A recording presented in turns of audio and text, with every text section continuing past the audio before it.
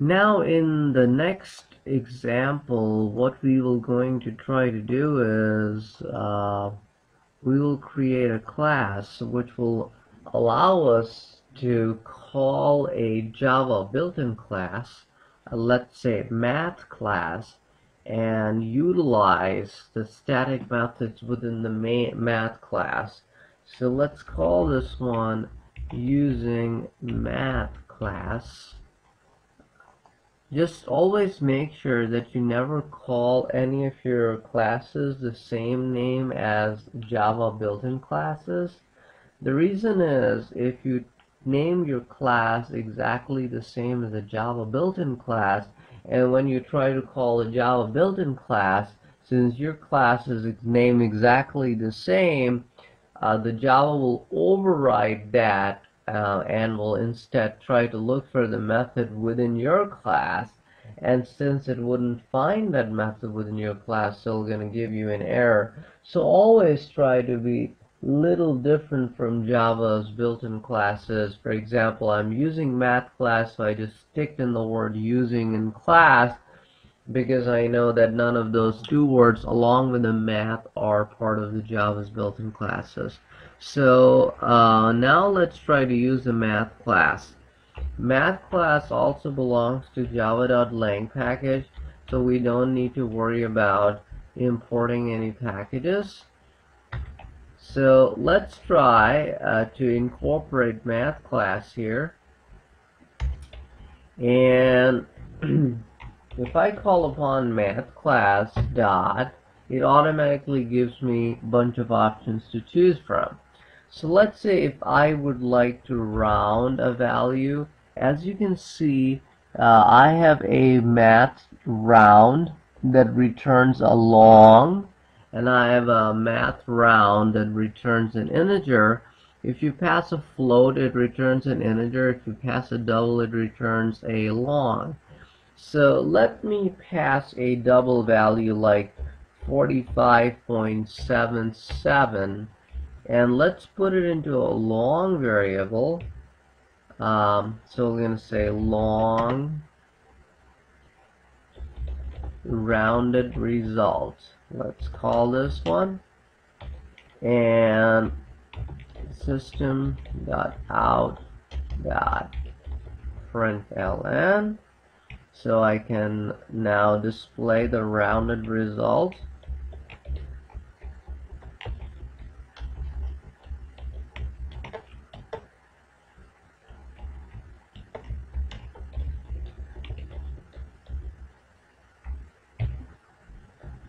And here you can see that the rounded result is 46. It actually rounded 45.77 to the value of 46.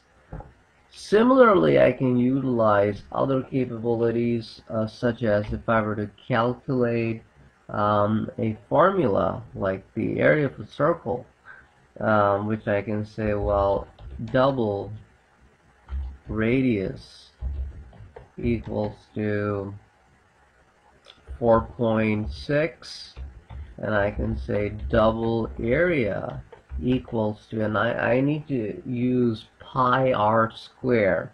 So instead of I defining pi, I can take help from the built-in constant pi from the math class times, instead of I writing radius times radius, I can take help from the math's built-in function called POW, which can take first parameter as a value and the second parameter as an exponent. So it basically reads it out as radius square. And so that's going to be pi times radius square, and then I can simply write out my system.out.println statement, and I can say, well, area is, and then I can display the value of area right over here.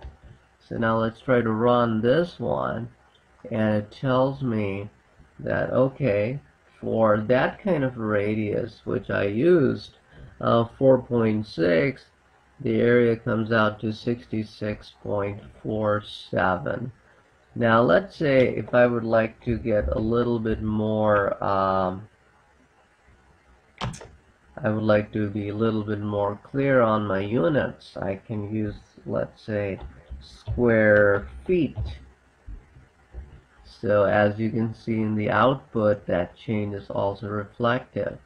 I can also round my value right over here. If I say math.round, and so instead of displaying that long value of 66.476, so now you can notice it has rounded that 66.476 to a value of 66.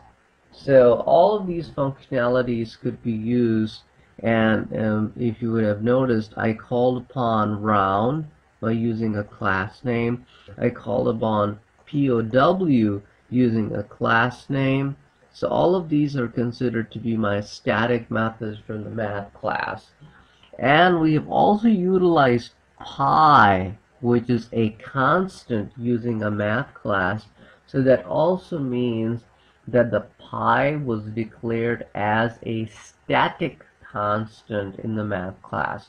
The only difference between a static and a non-static constant in terms of declaration is you will use the word, just the word final, the data type, the constant name equals to a value if it's a non-static, but if it's a static constant, you will say final static.